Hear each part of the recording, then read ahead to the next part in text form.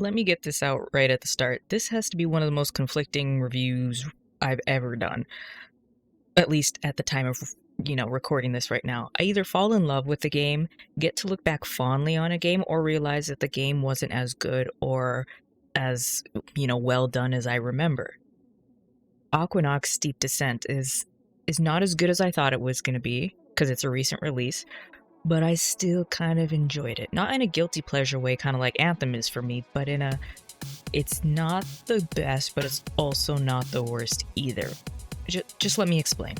So this game, Aquanox Deep Descent, was a Kickstarter joint project developed by Digital Arrow, Jesus, and publisher THQ Nordic.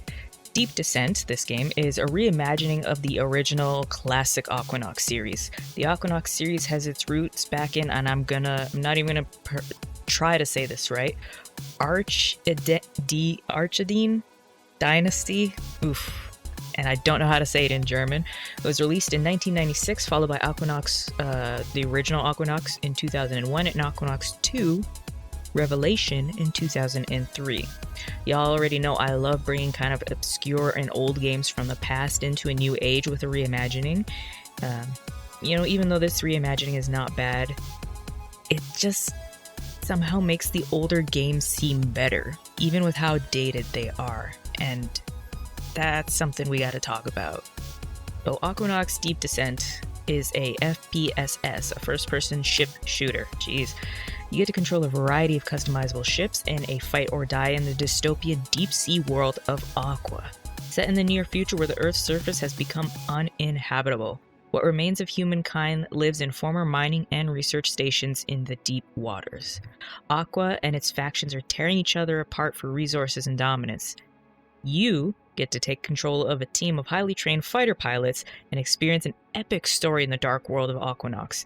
Send your enemies down to Davy Jones' locker with well-aimed torpedoes, shrapnel blast, mines, and more in the journey that takes you across the oceans and into the deepest trenches of our Earth. So now, store page descriptions aside, let's get into my thoughts on this. The opening is kind of like Fallout or Outer Worlds where, you're asleep, you're frozen, whatever, and the world goes to shite, and then you wake up into a world that you have no business being in, you don't know anything, and you're the only one that can save it, and save everyone in it. Unlike those titles though, this game is linear and not open world. Something to note, the gameplay you're watching is max settings. The store screenshots are not the same. In my opinion, allegedly covering my ass, they are either edited or the screenshots that are in the store page are from an earlier build of the game. I don't know which one. I'm gonna go with probably earlier build and edited, allegedly, in my opinion. This was also a Kickstarter game, and upon launch, some of the backers were unhappy with the quality, and some having game codes not even work.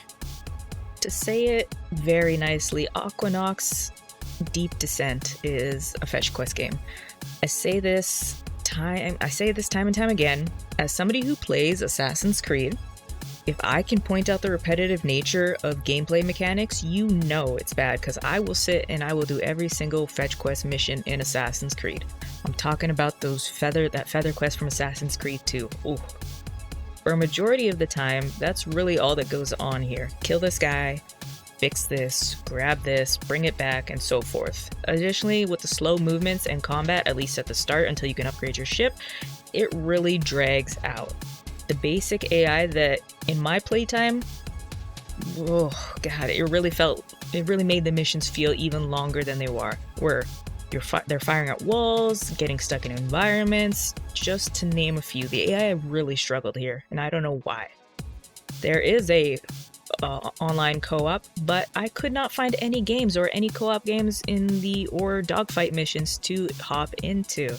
If you play solo, you play as one pilot that you don't get to choose, but all 4 of the other pilots they have something to say in the dialogue. Compared to other games like this in the vehicular combat genre, if that's even a genre, this is completely bare. It makes sense in some ways that it's not an open world. However, on the other hand, it should have more detail than an open world game, as it doesn't need to focus on the massive open world. It's just linear story section to linear story section to linear story section. That's it. This kind of reminds me a lot of Freelancer. That's a game I want to cover eventually. Or Elite Dangerous, but Elite Dangerous is, you know, open world. Same with Freelance. Well, kind of Freelancer. But it reminds me of those games with the world markets, the upgrades for your ship, the bar, and just the way you get into the ships and then you click on the areas you want to go to. You don't have free reign to walk around. But take all that good stuff that makes the world building and the extras that Freelancer, Elite Dangerous, other games like this have, and kind of strip it out. So I know I've been ripping into this game. Maybe I'm being too harsh, but let's get into the technical issues that I had playing on PC. So I lost the audio a few times. I didn't misplace it, no. It pulled what I call, and it's only happened to me on this certain type of series from a certain type of developer. I pulled a BioWare, where on a very loud explosion, the audio goes out. Same thing happened to here. All the audio, talking, shooting, ambient music, surround, everything went out. If I didn't have subtitles on, I'm pretty sure I would have missed all the dialogue that happened during those sections, because it was in the middle of a fight and I couldn't save and then quit out. I had to restart the game after I was done that fight and didn't hear the audio to get the audio back. It happened a couple times. The game also stuttered as well, and I'm well within the specs to run this. I don't know what was going on there.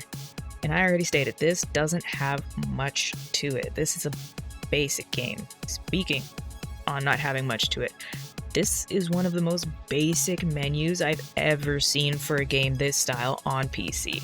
There's no FOV settings, field of view settings, which it really needs. Everything just feels too close and claustrophobic, which yes, it's a ship underwater. I get that's the feeling, but an FOV slider to just, you know, bring things out a little bit more and see things would have been hella nice here.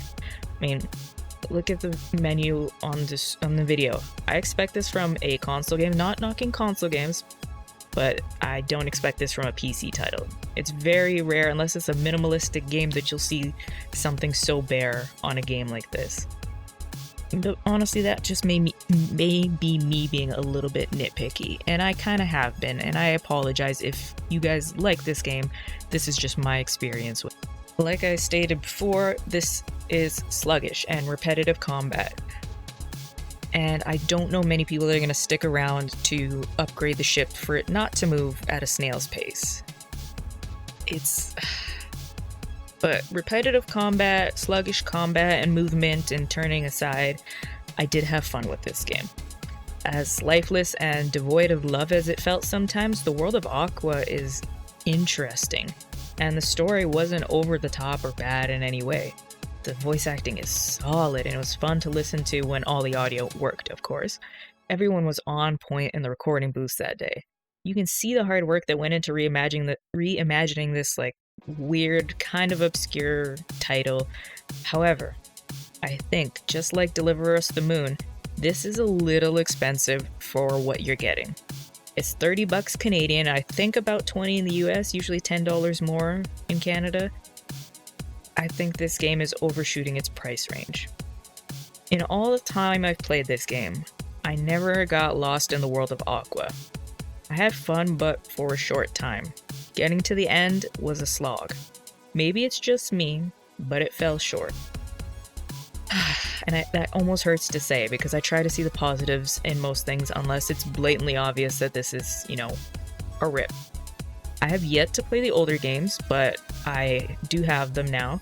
So this should have been a good jumping off point, but no, not for me. For fans of the series, I don't know if they'll like it. For newcomers, I don't know if they'll like it. But that's my opinion. Although I had fun, it misses the mark. It's a quote-unquote reimagining that needed more time, more care, and more love. And you can see that there is it in certain sections, but it didn't translate to the whole game. Unlike the new System Shock reimagining, Aquanox Deep Descent is a pass for me, guys. There's too many other good games in this genre to play right now, and if they update it and bring it up to 2020 standards, or even make the game look and feel like it did in the screenshots and early videos, then heck yeah, I would say this. But it doesn't. I can't review the game that I think we should have. I have to review what's in front of us right now. And right now, Aquanox Deep Descent is a hard pass for me.